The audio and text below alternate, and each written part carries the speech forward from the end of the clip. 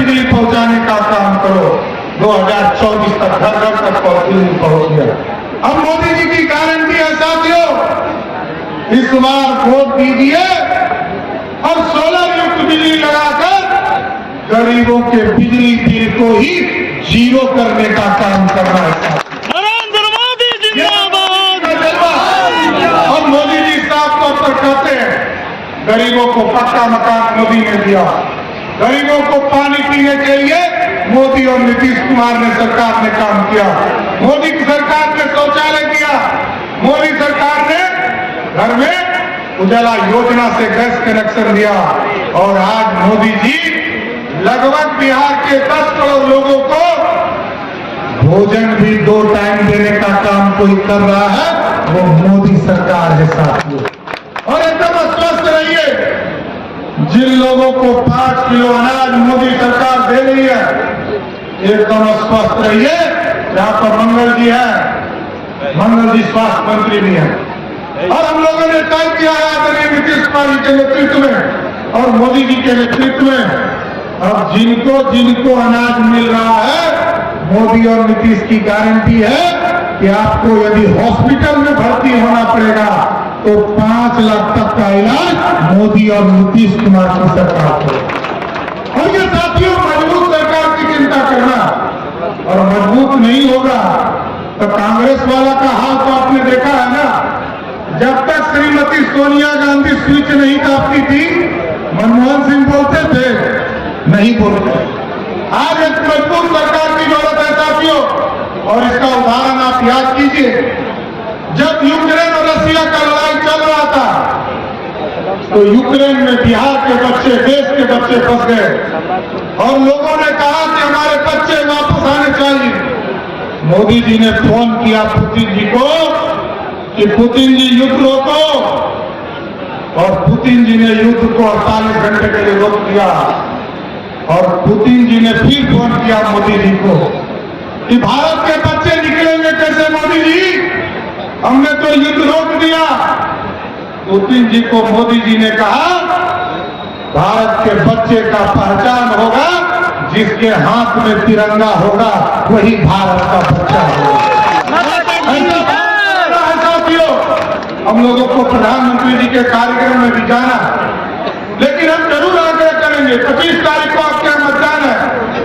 एक एक वोट लोग गुमराह करेंगे आपके हाथ, लोग कहेंगे संविधान बचाना है, आरक्षण बचाना है, लेकिन आप याद कीजिए जब चुनाव आता है तभी आरक्षण का दिन आता है। संविधान तभी खतरे में होता है जब लालू जी चुनाव हारने लगते हैं। और लालू जी का आरक्षण की फॉर्मूला समझ लीजिए, 1990 से लेकर 2005 तक इस देश में किसी को आरक्षण बिहार में लालू जी ने नहीं दिया। लेकिन आदरणीय नीतीश कुमार जी और आदरणीय सुशील मोदी के नेतृत्व में जब 2005 में सरकार बनी साथियों, तो 50% महिलाओं को आरक्षण किसी ने दिया तो वो एनडीए की सरकार थी। अति पिछड़ों को सम्मान दिया, दलित समाज को सम्मान दिया। और आज लालू जी का आरक्षण का मतलब क्या है? लालू जी ने कहा पहले मेरी पत्नी को मुख्यमंत्री बनाओ, पहला आरक्षण देने का काम किया।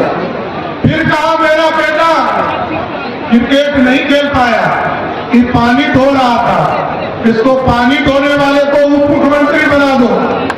फिर कहा यही सारण की धरती है साथियों, सारण की बेटी को जिसने अत्याचार किया, अपने घर से मारकर भगाया, उस बेटे को फिर मंत्री बनाने का काम किया। यही है लालू यादव का अच्छा।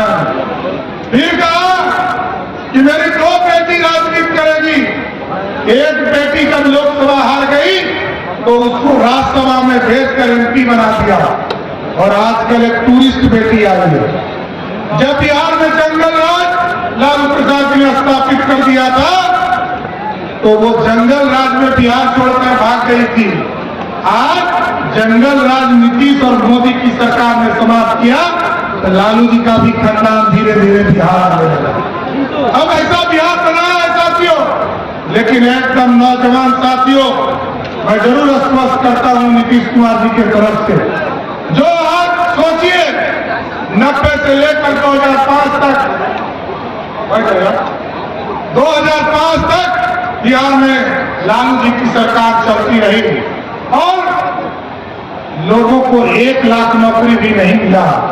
लेकिन नीतीश कुमार जी, सुशील मोदी का नेतृत्व आया तो 2005 से लेकर 2020 तक 7.5 लाख लोगों को नौकरी दिया। और एक स्पष्ट करके जा रहा हूं और गारंटी है कि 2020 में मंगल पांडे जी ने तय किया है कि 10 लाख सरकारी नौकरी देंगे। एकदम स्पष्ट करता हूं 2025 के चुनाव में जब आपके इलाके में आऊंगा तो 10 लाख सरकारी नौकरी का लिस्ट भी साथ लाऊंगा कि हमने कितने नौकरी देने का काम किया। इसलिए मजबूत सरकार चुनना है सर और एक ताकतवर सरकार चुनकर इस देश को श्रेष्ठ बनाना।